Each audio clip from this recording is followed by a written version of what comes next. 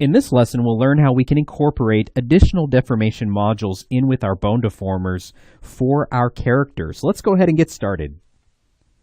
All right, so if you recall from a couple of lessons ago, when we were rigging our big-brained aliens' arms with bone deformers, you may recall how I pointed out that we get this weird little kind of fold right here, this weird little aberration with the way the line work for the arm is overlapping right there in the fold of the arm. It just looks odd, right?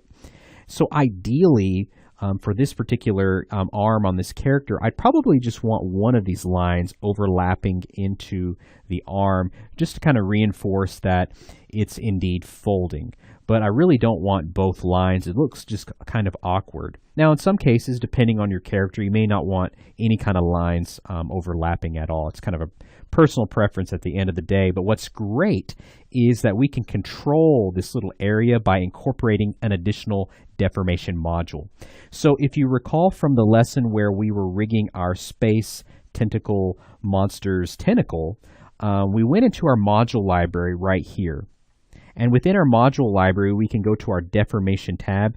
And in that lesson, we showed how we could bring in an additional curve to basically drop that into the chain of curves that we had for that tentacle. And that was really great because we didn't have to go back and re-rig the entire tentacle. We could basically control how many more that we could add or take away by bringing it into the network view. Well, you may have noticed that we also have some additional deformation modules that we can also use. And there's going to be a few in here that we're going to use for the arm just to not only rectify this little cross point, but also kind of add some character to it as well. And you'll see here momentarily. So the first thing I want to go ahead and do is here in my network view, let's go ahead and find the arm that we're focused on. So this is his left arm. And again, I associate 2 with left, 1 with right. So you want to look for deformation arm 2. So finding that module right there, let's click on that little side arrow, and that's basically taking us into the module. And now to go into the chain, basically this rigged setup that we have here with those bones, look for this little 1 module right there. Click on that area, or that arrow, and that takes us basically into the chain that we have here, the kind of rigged set of bones that we have. So we have our offset, that's basically that offset right there. We have our bone, basically that bone right there. The articulation point, and then that forearm bone. So I'm kind of spacing these out just a little bit here, since we're going to incorporate another module. Okay, so if you look down here in your deformation tab down here in the module library, you'll see over here to the screen right, this little module titled Fold. And if you look at the icon, it basically shows what we're trying to deal with right here, what we're trying to fix. And so let's pull that into our network view, right? Okay, so you can see how that makes a new module right there in our network view. So let's go ahead and hold down Alt, and this will allow us to basically snap it to the chain right there. Basically snaps it to that little pipe. Now, when we do this, you can see how it kind of messes up our arm. It looks a little crazy. Don't worry about that just yet. We can very easily fix all that.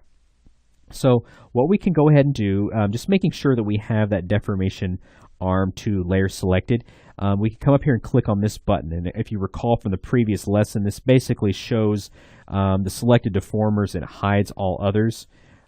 So just clicking on that, we can now see that there's this blue line that's dropped into the camera view, right? This blue line represents that fold that we just dropped in there, that deformation fold module, okay? So this one right here. So what we can do is using our transform tool, we can take this little blue arrow right here, and we can basically rotate that entire line. Basically, it allows us to dictate the angle of that line, that fold, okay? So you can see as we're doing that how it's already starting to kind of rectify that issue of the overlapping lines.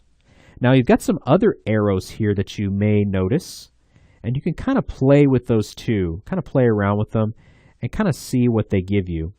You can see how it allows us to basically kind of control which lines overlap. I actually really like that, just having that one line kind of overlapping into the arm. It just kind of reinforces that the arm is folding right there as it bends. Okay, so really cool stuff.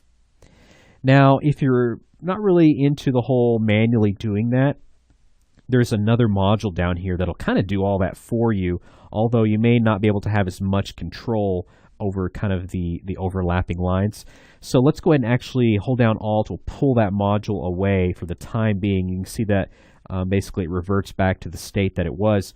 So over here towards the screen left, we've got another module called AutoFold, and it basically does exactly what it says. It's going to automatically create a fold there, kind of clean it up. So we'll pull that into our network view.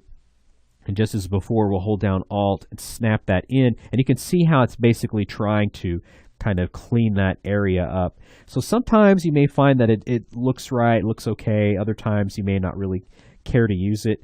But in my case, I think I would like to go ahead and just continue using the manual fold that I initially brought in. I rather like how we were able to kind of control that. So for this module right here, I'll just go ahead and select it, hit delete on my keyboard, and just get rid of it.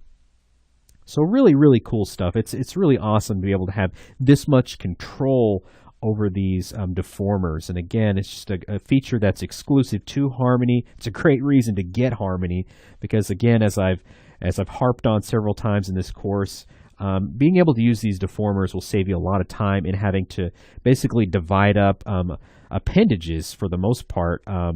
I have found, you don't have to take these arms or legs and divide them up into multiple pieces and worry about designing joints. It's just really, really great. Okay, so now that we've got that in place, let's go ahead now and talk about another really, really cool module that we can incorporate. You may have noticed right next to the auto fold, we've got a module right here called Auto Muscle, and this one's pretty stinking awesome.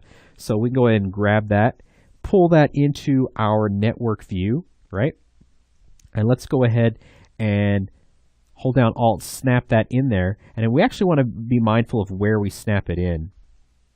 So I think we want to try pulling it in right there. Okay, so in between the articulation module and the deformation fold is where you'd want to put it. But you can already see how it affected that upper arm. Suddenly, he got really, really strong. He got a big muscle right there. He clearly suddenly started working out.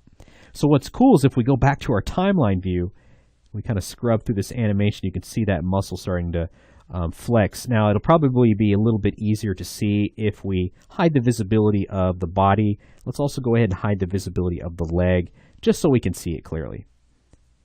So you can see how that muscle is just flexing. Super, super cool how it's able to manipulate what is essentially just a solid drawing that's been divided up, okay? Now, we really won't go into the nitty-gritty details of this particular deformation module, but if there's something here that you may want to go ahead and try, if you click on this little yellow box right here on this module, this will take you into the layer properties for that module.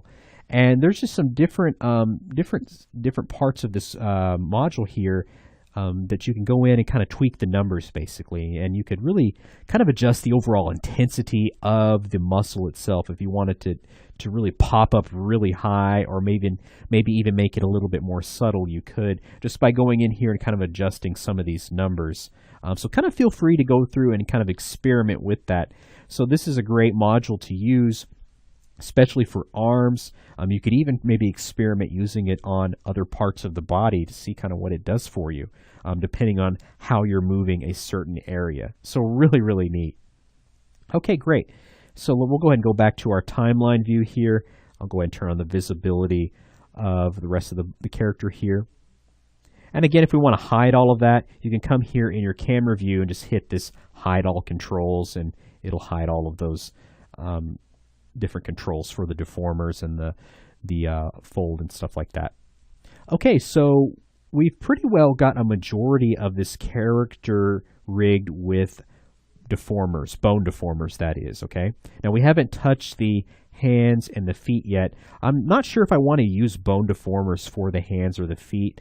I may actually want to use curve deformers. They may actually move those hands and feet just a little bit more nicely. But what we're going to do in the next lesson is kind of shift gears again. We've now gained a good understanding of what we can do with curve deformers and bone deformers, basically the two types that we can use. And I want to go ahead and take us back to using the curve deformers, but in a completely different way. We're going to use these curve deformers on his body. So this is his body, just a single drawing right here, kind of an oval shape, kind of a bean shape that I've designed for his body. And wouldn't it be cool if, when we're animating this character, if we had the ability to kind of maybe add a little bit of movement to his body, into his belly area, maybe have it kind of bounce up and down just real subtle like, or just jiggle a little bit while he's walking. Well, we can do this using curve deformers, and we're going to approach it in a completely different way in the next lesson. So stick around, and we'll see you then.